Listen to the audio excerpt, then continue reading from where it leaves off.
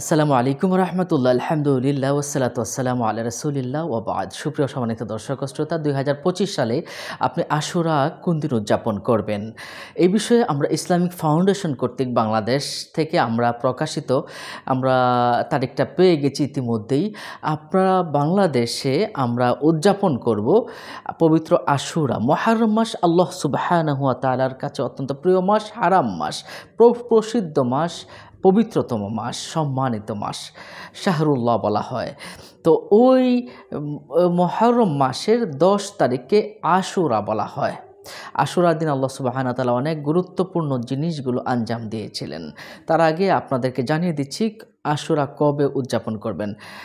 বাংলাদেশে পবিত্র আশুরা উদযাপন হবে ৬ই জুলাই, রোজ রবিবার। সারাদিন আশুরা উদযাপন হবে। যারা বাংলাদেশে রোজা রাখতে চান তারা ১০ই মহরম, ৯ই মহরম ২ দিন রোজা রাখবেন, অথবা ১০ই মহরম, ১১ই মহরম ২ দিন রোজা রাখবেন। সেক্ষেত্রে বাংলাদেশে ৫ই জুলাই, ৬ই জুলাই এই ২ দিন শনিবার এবং রবিবার, ৫ই জুলাই, 6ই জুলাই শনিবার রবিবার ২ দিন আপনারা রোজা রাখবেন। এই রোজার বিষয়ে রাসূলুল্লাহ সাল্লাল্লাহু আলাইহি সাল্লাম তিনি খুব বেশি তাকিদ প্রদান করেছেন।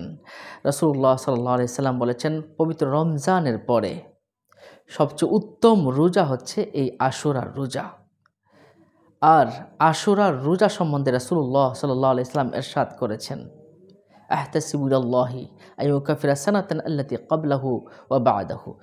১ বছরের গুনাহ আল্লাহ সুবহানাহু ওয়া তাআলা মাফ করে দেন। সুবহানাল্লাহ, সুবহানাল্লাহ। সম্মানিত দর্শক ও শ্রোতা, এই আশুরার রোজা আপনি যদি রাখেন, আল্লাহ সুবহানাহু ওয়া তাআলা আপনার গুনাহকে মাফ করে দিবেন।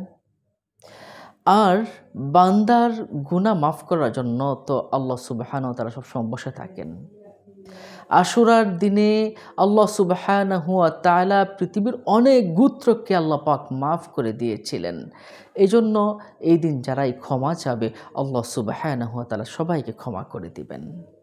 তো ওই দিনটা আমাদের মাঝে এসেছে। আসুন আমরা নামাজ পড়ে, তওবা ইস্তেগফার পড়ে, জিকির আজকার করে, পবিত্র কোরআন থেকে তেলাওয়াত করে, ইস্তেগফার পরে আল্লাহর কাছে দোয়া করি, কান্নাকাটি করি যেন আল্লাহ পাক আমাদের গুনাহ খাতাগুলো মাফ করে দেন।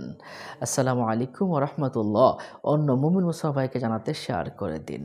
আসসালামু আলাইকুম ওয়া